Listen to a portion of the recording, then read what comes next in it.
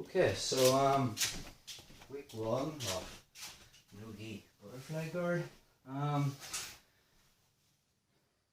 Lewis is sitting in this butterfly guard position just on his butt.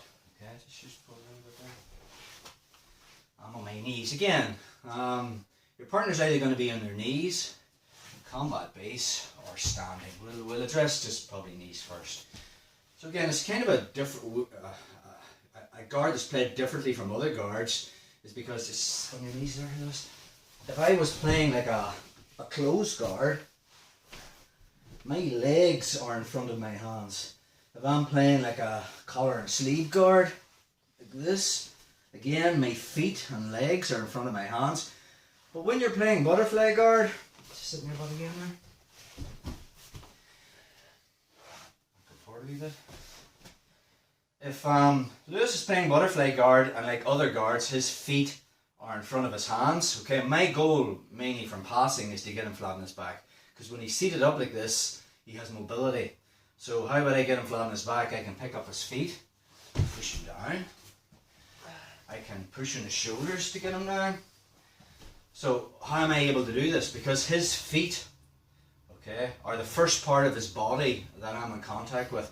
So we want to be thinking about this concept of actually getting their hands in front of your feet. So basically, the first concept we want to be thinking about is always keeping our hands in front of our feet. So anytime I try to try and pick up Lewis's feet, he can make grips. If I start to push on his shoulders, he can intercept my hands. So you want to be thinking about a wall basically in front of you. And again, your hands are going to be in front of that wall. And for me to try and get Lewis's back on the mat, which is the thing I need to do before he can pass his butterfly guard, is I have to reach and grab some part of his body. So as I try to reach and grab his feet, his hands are intercepting. Okay, maybe as I try to flatten them out, his hands are intercepting. So always monitoring that space. So I think if we can get into this habit of, when we're playing this guard, to keep our hands in front of our feet. Just switch positions, you're on your knees. Shove it back that way.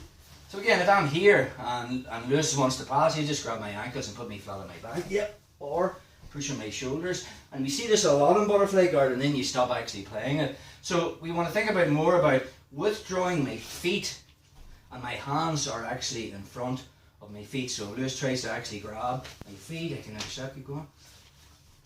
So I just keep my hands, keep going, get me flat on my back. And of course, all I'm looking to do is, as we're hand fighting, is to try and get in a little bit closer, win that underhook, and then from that position, I can start to work the sweeps. So the drill we're going to play is, and again we can start this drill with being a little bit further out. I can move forward with a butt scoop.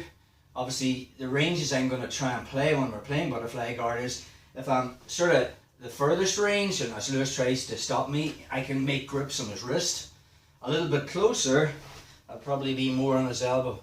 And if I'm closer again, I'm right inside and I have an underhook and a whizzer, and then I can start to sweep and stuff. But the biggest mistake probably people make in butterfly guard is, when they're at this distance, instead of butt scooping, people put their hands on the mat and try to scoot in. And the minute I take this barrier away of my hands protecting my feet and put my hands here, Lewis can find my feet and just put me straight on my back. So when we play this concept of hands protecting feet, we always want to be making sure that I never let my wall come down in front. If I want to get close to Lewis, so his goal for the first drill is to try and get me flat on the back up.